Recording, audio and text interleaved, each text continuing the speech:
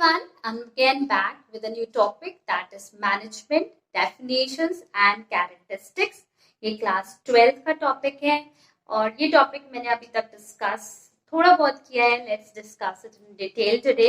And अगर आपको please अच्छा लगे ब्लॉग तो प्लीज मेरे ब्लॉग को like, share, comment, subscribe, bell icon पे एक बार जरूर प्रेस करें ताकि जो भी न्यू अपडेट्स और नोटिफिकेशन है वो आपको मिलते रहें. So let's start with this topic. So first of all, we have the definition of management. What is management is all about. जब हम बिजनेस स्टार्ट करते हैं उसको रन करने के लिए इफेक्टिव मैनेजमेंट की बहुत जरूरत होती है. चाहे वो आपका लोअर लेवल हो, चाहे आपका मिड लेवल हो, चाहे वो आपका अपर लेवल हो, उसके लिए मैनेजमेंट के बिना आप इजीली वर्क नहीं कर सकते. मैनेजमेंट होता क्या है? मैनेजमेंट में पीपल एक साथ काम करते हैं. बेसिकली हम इसे एज कहते हैं कि management is an art, a science and it is also a profession. तो डिफरेंट वेज में इसे कहा जाता है जो मैं अपने नेक्स्ट ब्लॉग में डिटेल में आपको समझाऊंगी. Why it's called an art, it's called a science and it's called a profession. तो आज एक सिंपल से वे में बता रही हूँ आपको मैनेजमेंट क्या होता है. मैनेजमेंट का मतलब होता है जब हम दूसरों से काम करवाते हैं और उसका बेनिफिट हमको होता है. उसमें आपके 5 to 6 एम्स आते हैं. आपका मेन है, मटेरियल है, मशीनरी है, मनी है, मटेरियल है एंड योर मार्केट ऑल्सो. तो ये जब 6 एम एक साथ मिल जाते हैं तो आपका मैनेजमेंट वर्क करना शुरू हो जाता है. मैनेजमेंट को हम एक ग्रुप एफर्ट्स भी कहते हैं और इसको हम एक एक्टिविटी की तरह भी लेते हैं कि बिना मैनेजमेंट के कोई भी ऑर्गेनाइजेशन वर्क नहीं कर सकती. उसको चलाने के लिए आपकी मैनेजमेंट की जरूरत होती है. अब बिजनेस में हम मोस्टली सुनते आ रहे हैं कि बिजनेस क्या होता है, बिजनेस कैसे रन करता है. बिजनेस जो भी है एक लॉ के थ्रू क्रिएट होता है, फर्स्ट थिंग. सेकेंडली जो बिजनेस होता है उसे ओनर्स जो उसके होते हैं, real owners, that are your shareholders. But shareholders कभी उसे रन नहीं करते because they are numerous shareholders over there. इतनी ज्यादा लार्ज क्वांटिटी में होता है कि it's not possible for them to run the business on that particular note. So what they do कि वो कुछ रिप्रेजेंटेटिव चुनते हैं इन द मैनेजमेंट जो कि उनके बिहाफ पे कंपनी को रन करते हैं. और कंपनी का मेन मोटिव हमेशा होता है टू अर्न मैक्सिमम प्रॉफिट. सबसे पहला रेवेन्यूज ओवर एक्सपेंडिचर जो है, हमारा प्रॉफिट जो निकल के आता है, that is the main motive of every business. So इसी में एक छोटी सी डेफिनेशन भी है मैंने यहाँ पे लिखी है मैनेजमेंट की, जो बहुत ही पॉपुलर डेफिनेशन है, बहुत सारी इसमें. तो मैंने नेक्स्ट ब्लॉग में जो मैं आपके नोट्स डिस्कस करूंगी उसमें मैं आपको काफी सारी डेफिनेशन दूंगी जो आप उसमें से 2 या 3 अपने एग्जाम्स में लिख सकते हैं. बट यहाँ मैंने एक बहुत इजी सी डेफिनेशन ली है जो बहुत पॉपुलरली लोग बोलते भी हैं. It is called that management is the art of getting things done through people. ये किसने कही है? मैरी पार्कर फिलॉट की ये डेफिनेशन है. इसका क्या मतलब है? जो मैनेजमेंट है वो आर्ट है, स्किल है. क्या? दूसरों से काम करवाने का तरीका जो होता है, एक अच्छे आप तरीके से काम करवाते हैं, लोगों से बेनिफिट लेते हैं, that is called management. Now will come to the characteristics of management. इसमें बहुत सारे हैं, about they are 10 I have written over here, पर मोस्टली मैंने 15 कवर कर रहे हैं in the notes. The major ones जो मोस्टली हम लिखते हैं इन द एग्जामिनेशंस, तो मैं उन्हीं को अभी यहाँ पे कवर कर रही हूँ. नोट्स में मैं सारे कवर कर दूंगी ताकि आप इजीली उन्हें समझ सकें. तो सबसे पहला है हमारा management is a managerial process. Managerial process का मतलब क्या होता है? मैनेजमेंट का मतलब है कि आप जो है जो भी वर्क कराते हैं वो किसके थ्रू कराते हैं? किसी ऑर्गेनाइजेशन में किसी पर्सन के थ्रू कराते हैं जिनको हम मैनेजर्स कहते हैं. उनकी क्या रिस्पॉन्सिबिलिटी होती है? उनकी रिस्पॉन्सिबिलिटीज में आते हैं हमारा प्लानिंग, ऑर्गेनाइजिंग, कंट्रोलिंग, स्टाफिंग. ये जो भी फंक्शंस होते हैं, actuating, these are all involve in the managerial functions. उनका काम क्या होता है? उनका काम होता है ऑर्डर्स देना और उन जो रिस्पॉन्सिबिलिटीज उन्होंने अलॉट करी है उनको फुलफिल कराना. उन्हें जिस इंसान को जो काम दिया गया है उससे वो काम पूरी तरह अच्छी तरह करवाना.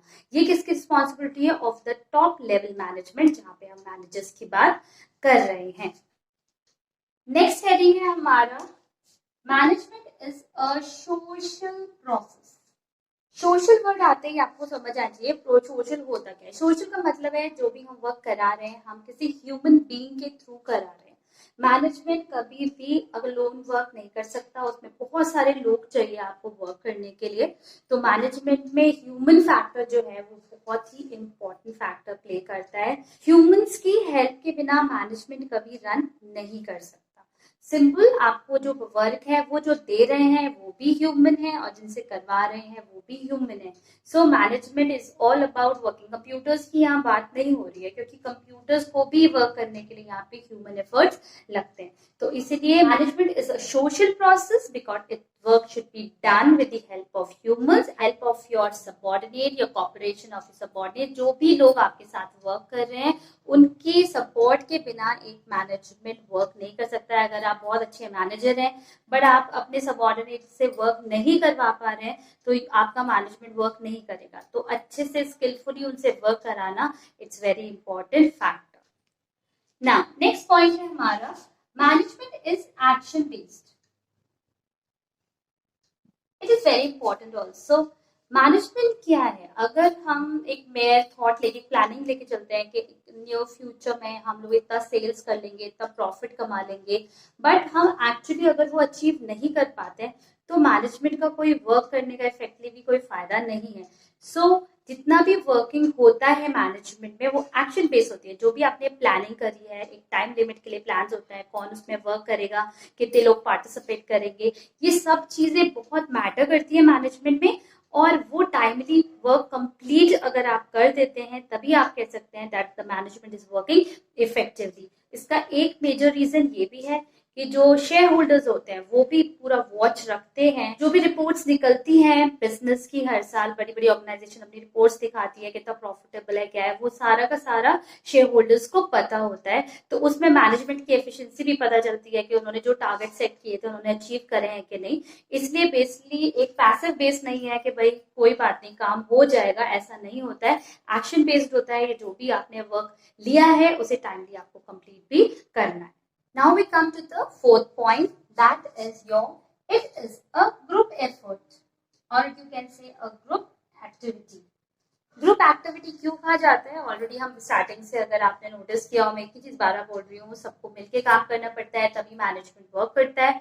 तो सिंपल एंड फॉर्मोस्ट में आप लिख सकते हैं कि जितने भी लोग इसमें वर्क कर रहे हैं जब तक वो एज अ ग्रुप कोऑर्डिनेट एक दूसरे के साथ सपोर्ट करके वर्क नहीं करेंगे तब तक हमारा ऑर्गेनाइजेशन सक्सेसफुली वर्क नहीं कर सकता। For the achievement of your business you have to work with the support of your managers, your subordinate, your workers, your foreman and each and every person in that organisation.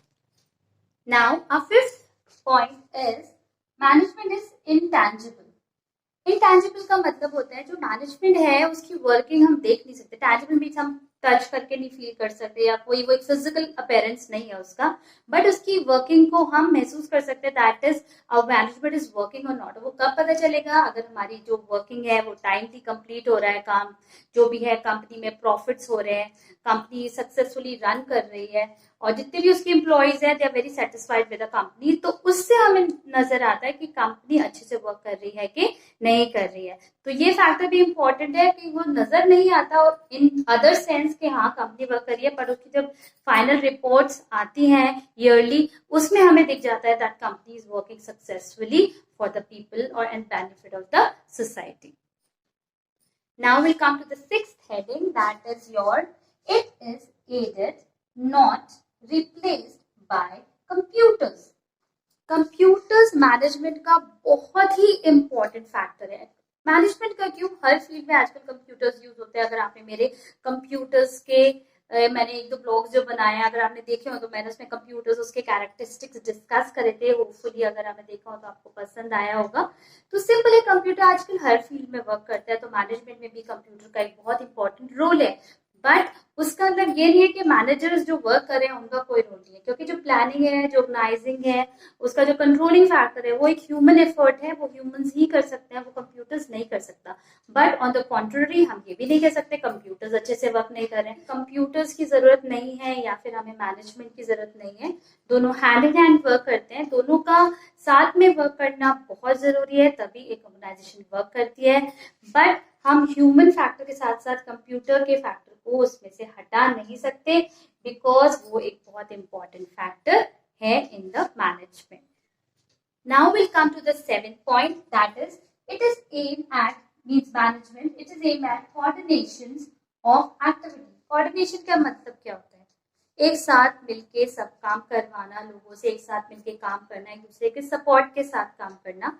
Management में ये बहुत important है manager के लिए जो भी work करते हैं।